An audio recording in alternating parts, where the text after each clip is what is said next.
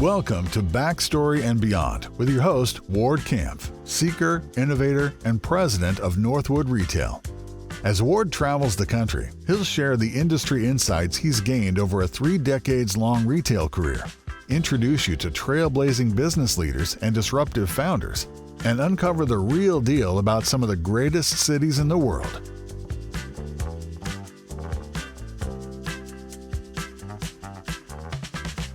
This week, Ward makes his way to California to chat with Michael Palmer, owner of McConnell's Fine Ice Creams, a Santa Barbara institution for over 75 years. They'll discuss how Michael became part of the McConnell's legacy, why being a dairy farmer has become a quality differentiator for the brand, and what Michael looks for in a celebrity partnership. All that and more on this episode of Backstory and Beyond.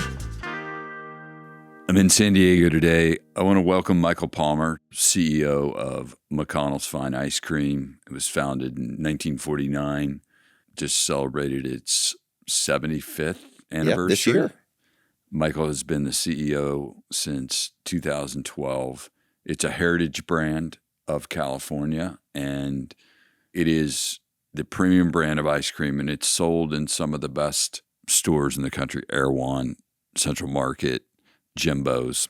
It's distributed and shipped around the world. So, Michael, thanks for taking the time today. It's my pleasure. We've been trying to do this for a while, so I'm glad that we could finally make it happen. So, your specialty is kind of branding, packaging. Your wife was in the F&B business, and all of a sudden, you take over McConnell's ice cream, you buy it, and... I mean, for us, this incarnation of McConnell's really started in end of 2011, 2012. When we took over. But, obviously you already mentioned that McConnell's has a long and sordid history, 75 years. I think it's been only owned by 3 owners total. Yeah, 3 families. But, 3 families. But, first time we met, you're like, my competitors, they're just opening stores. I'm a dairy farmer that owns a couple ice cream shops. So the company started in 1949. And it was started by a guy named Gordon McConnell and his wife Ernestine, who sadly just passed away just shy of her 104th birthday, which was very sad for us at the company. They were newly arrived she from New Jersey, he from Arizona. And he was a real Renaissance man. I mean, I've seen his paintings. And when Ernestine and Gordon were looking for a place to live, they happened to, on a lark, contact a friend who said, you know what? You should try it out here on the Central Coast. Like there's, the world's your playground. And at that time, I mean, the Central Coast was relatively undeveloped. Right. There was nothing there. And it was really a time when people really believed and leaned into the American dream. 100%. I mean, the baby boom was about to start. It was a real kind of decisive moment in American history just post-war. And at the same time, that was the beginning of the industrial food complex. And so it was all about creating food that was faster, quicker, cheaper. And this guy, Gordon McConnell, it was 100% against what he believed in. This guy was an artist. He had an artistic temperament. And over a bowl of ice cream, they thought, you know what? We live on the Central Coast now. We have this incredible access to great dairy. The Central Coast of California, you can graze cows almost 365 days a year. And they said, let's start an ice cream company. So literally, she was a teacher. They had 2 small kids. They lived above the store. They were cranking out recipes at night. It took them about a year. And they opened McConnell's, I think, late in 1949, like December 12th, I think it was. And it was this brand that was just magical. And I think magical for the city of Santa Barbara and magical for people who'd heard of it, who'd come out to Santa Barbara's always been a place that, people would love to visit. It's a big deal in L.A. It expanded to L.A., to Orange County, and then pulled back. And, like every small business, it was always a small business, it goes through its own trials and tribulations. And at the point at which we got involved, McConnell's was not in a strong position. Jim McCoy, who'd owned it for years and years, he was not doing well health-wise. And as is typically happens with brands, even great brands, in situations like that, the vultures start to circle and they either go away or they get watered down or bad things happen, generally speaking. And there's a lot of pride in Santa Barbara around McConnell's, and we knew that. And so 100%. Yeah. I mean, they are proud of McConnell's. Very much so. And I loved it. When I was a kid, I have a bunch of brothers, right? We lived in Los Angeles, and we would come up and drive through Santa Barbara, and hell yeah, we were stopping at McConnell's. And I was hooked. There's a not apocryphal story of when she was young, I took my daughter to McConnell's. She must have been like 7 or 8 years old, I guess. And I said, someday we should buy McConnell's. And the story of how we got involved is that our house burns down in this huge wildfire. So Santa Barbara's had this series of wildfires since that time, but the first in this generation was called the Tea Fire, and it happened about the very, very tail end of 2008. I was running the West Coast for a pretty highly regarded 100-plus-year-old branding and marketing agency and traveling 3 weeks a month. And it was tiring. I've been doing this for a long time and kind of looking for a way out over time. Remember, at that time, if any of you remember, the economy was not doing all that great. Right. So our house burns down. And in the midst of all of this going on and the economy being as it was at the time, I get this call about McConnell's, that Jim was dying. And they were scared for what would happen for the future of their company. And so literally, rather than rebuilding our house, we bought McConnell's, which was the craziest thing you could ever do. I mean, no smart real estate guy like yourself would ever have made that decision, and you'd be better for it. But, it's been an amazing process too. So it's really given us a lot of joy as well, and heartache too, because that's what business is about, But we're really proud of it. And it's become much, much bigger in many ways, not necessarily financially, but in so many other ways than we ever could have thought it would have become. Our approach has been a little bit different, I think, than the prior owners. It's always been a family brand, but when we took it over, our approach is different just because of our backgrounds. Eva is a chef in F&B. I make wine. That's my love, and I do that on the side and have for 25, 26 years. But they thought of it as an ice cream company. And I think that was not the way we thought of it. We thought of it as our product is ice cream, but we're trying to do something a little bit different. We're trying to kind of stand for something a little bit more. And, my background was in branding, and we really both saw something, and the people who we were working with saw something in it that was bigger than just the product, even though the product, without that, you've got nothing, right? And I think that's been our history, is really leaning to everything that McConnell's is and the product, right? And I think that's, of any success we've had, I think that's been the source of it. You take it over, you use all the best ingredients. Yeah. Just talk about what you guys saw the opportunities, whether it was packaging, shipping, distribution, just kind of how to get it out there. Yeah. I think that's a multi-layered question or issue, because again, what typically happens when even a heritage brand that has existed on the back of its quality or authenticity for all these years, when it gets purchased, you never know what the intention of the purchaser is, right? It's typically not to recapitalize it and build the business. But then we told ourselves early on that in a business that we knew would be affected by social media and by advertising dollars and a lot of these things we didn't have, that we really had to lean into the things that we could own that other brands and or competitors couldn't own. And so one of those, you said it before, one of those was heritage, right? Because we are the OG. We're founded in 1949. It's the oldest quote unquote artisan brand in America. And now at this point, I believe the only self-manufactured artisan brand in America. In fact, we're making the product for a lot of our competitors now, ironically. But the other things that come into play are, how are you going to make it work financially? So if you look at our competitive set, the entire competitive set is owned by private equity. And that forces you to make some decisions that we haven't had to make. We've retained our autonomy and our independence. We won't grow we'll never be the biggest, but we can concentrate on the things that we can own they can't, like authenticity and quality and just being the best product in the business. And I always felt that there would always be a space in any category. I don't care if you're talking about soft goods or ice cream or what have you, for the best in that business. I think people are moving to quality, especially with what you offer and the way you don't do the shortcuts. Yeah, we have never changed the product. Right. The product has no stabilizers, it's just the cleanest product in the business. It's the most indulgent product in the business. And I look around at the products from our competitors, some of which were very good at one point, and a lot of them have gotten less good. Right. And again, that doesn't mean you're going to win or lose in the big picture, whatever that means. Right. But you kind of got to lean into who you are as a person. because that's ultimately what's going to drive your brand. Right. And while I am not the face of McConnell's, it's McConnell's, it's not Palmer's. Right. I feel that I'm its steward and that Eva's its steward. And you got to stand for something. Right. We live in a big world and it's a loud world.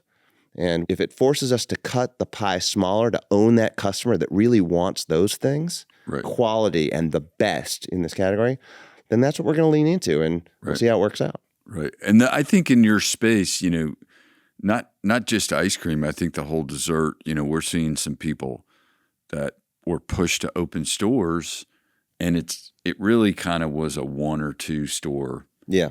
It was either Austin-based or Charlotte-based, and that's probably what they should have stuck with. Yeah, I mean, there's some businesses for sure that have sort of a natural size relative to the revenue number they eventually get to, and they kind of stick there. Right. They never kind of get beyond that.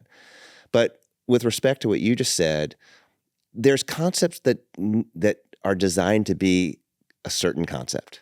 Right. And you can't fit a square peg in a round hole in that regard. And I think that, again, the sponsors come in, and what do they want to do? Because it's their job. Right. You can't look down your nose at it. Their job is to build those businesses, and a relatively simple model to understand is to roll out 100 of these stores around the country, or 200, and then sell the whole thing.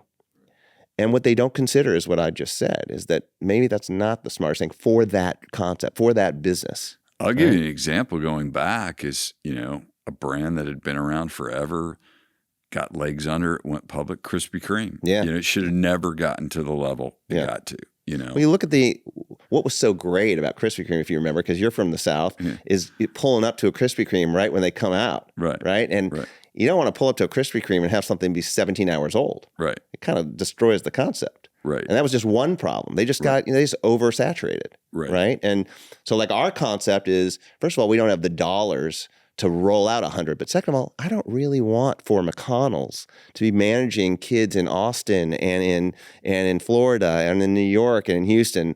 I love those cities. And who knows, maybe someday we will do that. But really, in California here, we're a California heritage brand. If we just lean into California as hard as we can, I'm not saying we'll own California, but we are the OG here. And California's the 5th largest economy in the world. And so for me, you could build a really nice business just trying to own a big piece of California. I totally agree. You have 10, I believe. I think it's 10. Yeah, I think so. Yeah, I don't want to get too much bigger. I mean, I don't want 100 of these things. I always say, if you own something out here that's high quality, it's like having a gold bar. I mean, literally, it is. If you can get it to that point and you have the best, there's just so many people. It's hard to. The hardest thing to do in a consumer-facing world is to build a brand. Yeah. And if you are lucky and fortunate enough to have done that in California, I think there's a lot of inherent value there. Look, I'm a 5th and 6th generation Californian, so I don't really want to go anywhere else. Right. So for your 75th anniversary, you guys created some special items, and maybe speak to that. Yeah. So again, going back to trying to own the things that we can own that other brands can't own, which has really been my driver. Yeah. What I did, coming from my background, is looked around, and not just in food, and certainly not just in ice cream, but in soft goods. Look at other brands that embrace the same ethos that McConnell's has long embraced. So the first one we hit on was a McConnell See's collaborative ice cream line. See's Candy's been around since, I think, 1921. And it's very much a West Coast brand, originally in Los Angeles. And so talk started, and to be honest, I don't remember what the first contact was, who made it, but talk started in earnest maybe a year and a half ago. And, they're a much bigger brand than us, but the consumer base, there's a lot of crossover there. So it seemed like a real, potentially at least, a natural, partnership. And it also seemed like a great way, sort of a first celebration of our 75th birthday, because it's a heritage California brand. And again, they really do embrace much of the same ethos as we do at McConnell's. So it took a long time. It started with Eva and her team developing 4 flavors that we incubated in our stores, and it went over huge. And we used that incubation period, this was this past summer, to sort of test market, to potentially go into retail grocery. And we've just gotten acceptance into some major national retailers with a McConnell C's ice cream line. And it was very natural. It seemed very authentic. But you also have the dairies, and the freshness and just, I think what draws people to you is just, again, back to the quality, what you put in it, no junk. Yeah. I mean, we're much more nimble too. So, because we make everything, we don't just make our ice creams, we make everything that goes into them. I mean, I think we're probably the only dairy in America that has a full R&D commercial pastry kitchen. So everything going into our ice creams, we're making too. We have a full pastry team. It would never occur to the average consumer or even the high-end consumer, at the top tier, that a lot of companies, again, regardless of their category, I'm not just talking about ice cream, that they have nothing to do with anything other than marketing a product that they put their name on. And that's the dairy part you're talking about. We're actually making this. So it makes our business a little bit more complicated because there's this whole other piece of the business to contend with. But I think it does, for those who understand that, it gives it a veracity and it gives it, again, an authenticity that it's hard to argue against. I know you did a collaboration with Katy Perry recently. We did. How did that all come about? This is a personal thing. I'm not a huge fan of the celebrity tie-in, generally speaking. Right. I think it always comes back to brand for me, even down to what flavors are we going to roll out? What new products are we going to roll out? It's always, is this right for our brand? And I think that also holds true for celebrity collaborations. Some celebrities, again, I'm not talking about ice cream right now. It's like, oh, that is a great fit. That works. Let's do what we can do to make that happen.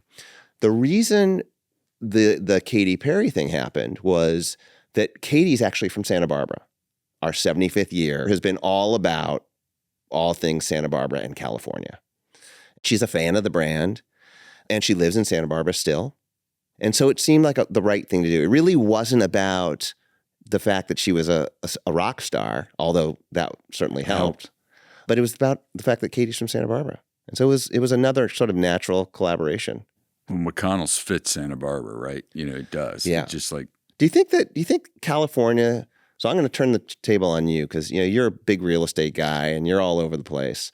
Do you think California still holds the same allure it does in the public's mind's eye as it did maybe back in the Laurel Canyon days in the late 60s, early 70s? Is there still that sort of mysterious, it's out there, it's the future, it's, like what does California mean now? That's a good question because regulations come in and what, obviously happened in San Francisco during the pandemic, what's happened to San Francisco as they try to rebuild it. I mean, one of the most magical cities, I agree. It's where my family's from. I mean, probably the hidden gem of the United States at its peak.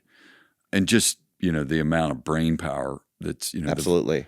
Out in Silicon Valley, it's a different story. So I do think there's an allure from, somebody put it really well. There's an 80-mile stretch basically from Huntington Beach down that, people are always going to gravitate to because there's nowhere else in the U.S. like it, right? The beach, and then you guys have it up in Santa Barbara, but it's smaller. So those are still considered golden. The money wants to be there.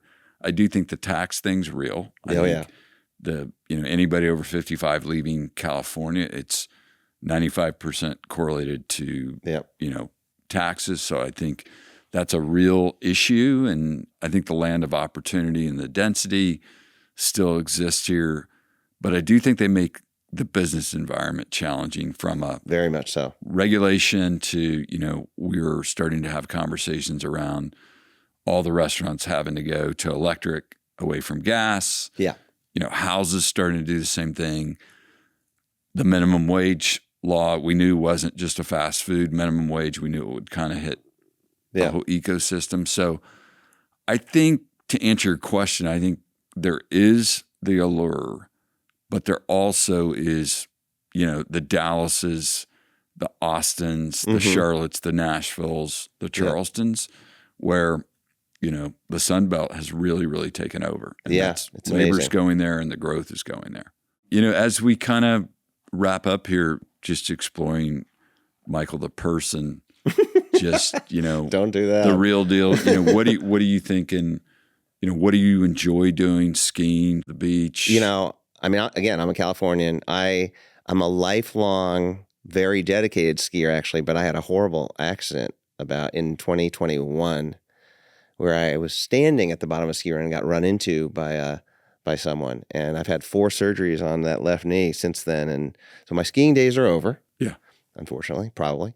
I read a lot. I play music. I don't hike much because of the knee anymore. I try to do a little travel. I just came back from Japan, which was incredible.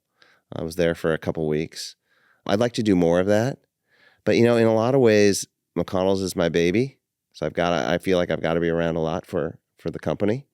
I'm still making wine, and that's a big part of any time I have that's not devoted to McConnell's. So I'm pretty focused on what I need to do. And then, in Santa Barbara, restaurants or things that Santa Barbara has, like so many sort of smaller towns since the pandemic, Santa Barbara has really changed.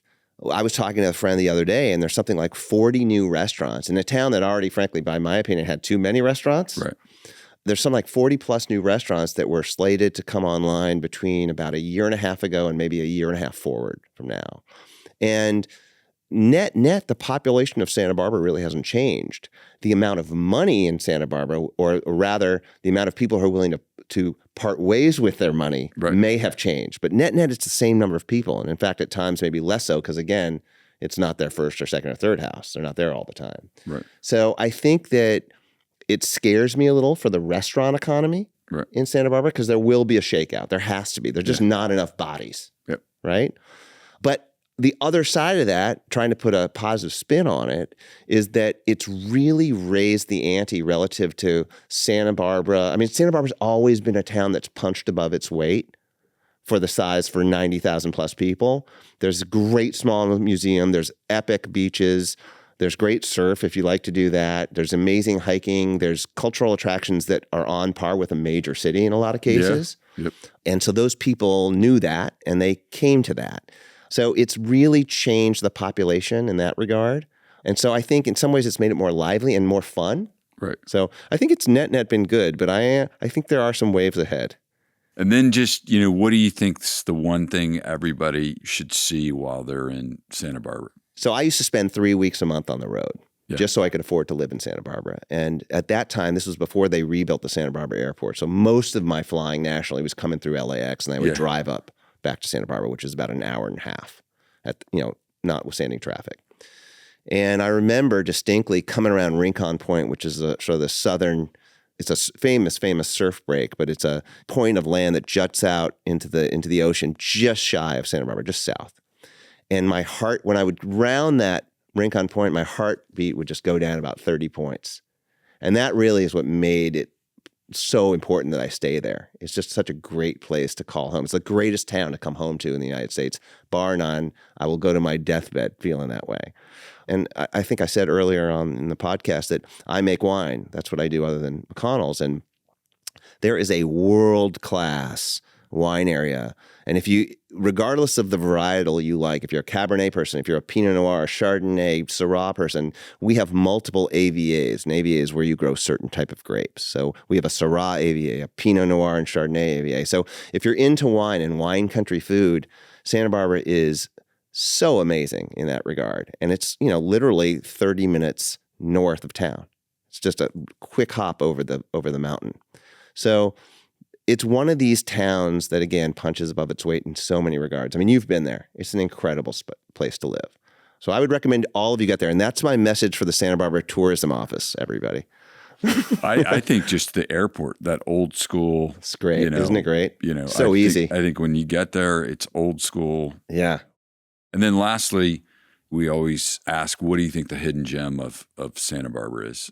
I mean, the hidden gem is clearly McConnell's Fine Ice Creams. Yeah. There are 2 stores. I could direct you to both. So here's one. So I was just talking about the wine area. If you go over the Highway 154, which is the more scenic route, you kind of wrap your way through the mountains. And eventually, once you get over the mountains, you hit the town of Los Olivos, which has really become the sort of center of the wine world and food world up in San Ynez Valley over there. But along the way, in a canyon right between Santa Barbara and San Ynez is a place called the Cold Spring Tavern. Not a lot of people who aren't from there know about it, but it is this. They serve a lot of wild game. There's music every Sunday. It used to be sort of a glorified biker hangout. Now it is just the coolest place to kind of, drive up the pass. Takes about 20 minutes. You pull in, it's this old sort of rickety Big Sur-like vibe. There's music going, they're barbecuing. That to me is one of Santa Barbara's unheralded gems in relative terms. Lastly, where do we find you on your different social platforms? So we try to be as active as we can be on all of the social platforms with our little team in Santa Barbara. It's McConnell's Ice Cream on Instagram, but we're everywhere, and we have a great little marketing team back at the dairy. I'm really proud of the work they do. They do incredible work. Your website, so it's McConnells.com, Yep. I would assume. Yeah, McConnell's Fine Ice Creams on Instagram, and we try to do our part to get the word out. And then I come on podcasts like yours. Thank you for having me. It's my pleasure to have you. Thank you for your time. And this has been a joy. It's not too often that I get to sit down with someone who's pretty esteemed in his own business and really talk shop like this. So I really appreciate you taking the time to have me in. Thank you for that. And, I want to thank you for taking the time. Thank you. This has been Backstory and Beyond, hosted by Ward Kampf. To learn more about Northwood Retail or the destinations from today's episode, visit backstorybeyond.com.